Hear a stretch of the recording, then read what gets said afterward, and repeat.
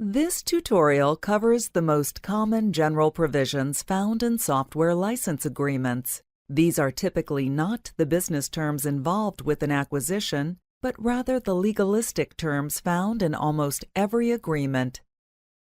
Many of the general provisions are addressed in the Federal Acquisition Regulation, also known as the FAR. When applied to software licensing, some of the FAR provisions are adequate, some are not, and were enhanced by GSA or ESI. In this tutorial, we are addressing only a key subset of all the general provisions that are most relevant in a software license. These include order of precedence, confidentiality, severability, term, termination, limitation of liability, assignment, relationship of the parties, governing law, dispute resolution, and integration. First, we will address order of precedence. Order of precedence clauses are designed to resolve conflicts among contradictory provisions in agreements. This is especially important when government EULAs are combined with commercial versions. FAR 52.212-4 subsection S, Order of Precedence, provides a comprehensive rule that should be used in every agreement. A best practice is to enhance the FAR order of precedence when appropriate. For example, it might be necessary to give precedence to a government warranty clause over the standard one from the publisher. Confidentiality clauses protect information from being disclosed to third parties. The government should avoid an agreement that states they are not to share pricing information internally and with authorized contractor support teams.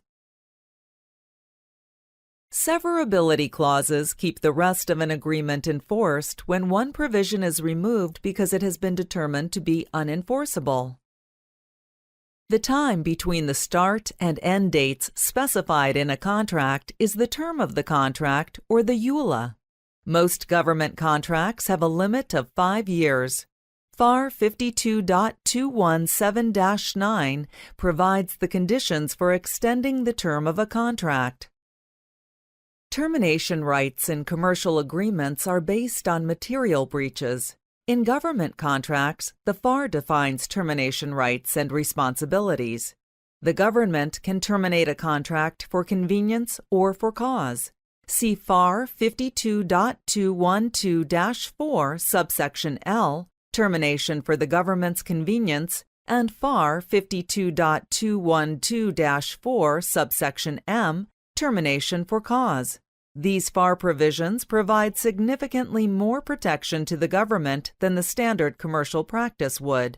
For example, there is no requirement for the government to find a material breach to terminate the contract.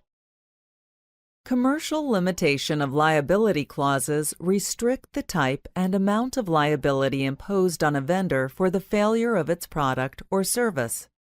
There are generally 3 different types of damages that a party can recover when a product fails: direct, consequential, and punitive.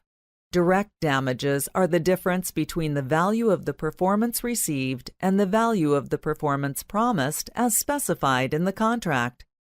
Consequential damages are damages you can prove occurred as a result of the failure of one party to meet a contractual obligation. Punitive damages are damages awarded that go beyond direct or consequential damages and are intended to punish the offender. Direct damages are the only type permitted in most agreements. Most contracts limit the amount of damages to the original amount paid for the software or services. The government prohibits claims of consequential damages against contractors in FAR 52.212-4, subsection P, limitation of liability. FAR is silent about any limitations on the amount of damages. The best practice is to negotiate limits that reasonably protect the government for the risk of the product or service failing. Those risks might include direct costs that exceed the price of the product or service. The buyer must ensure that the negotiated limits are included in the contract terms and conditions to avoid any ambiguity. Please refer to Part 2 of the General Provisions tutorial for more information.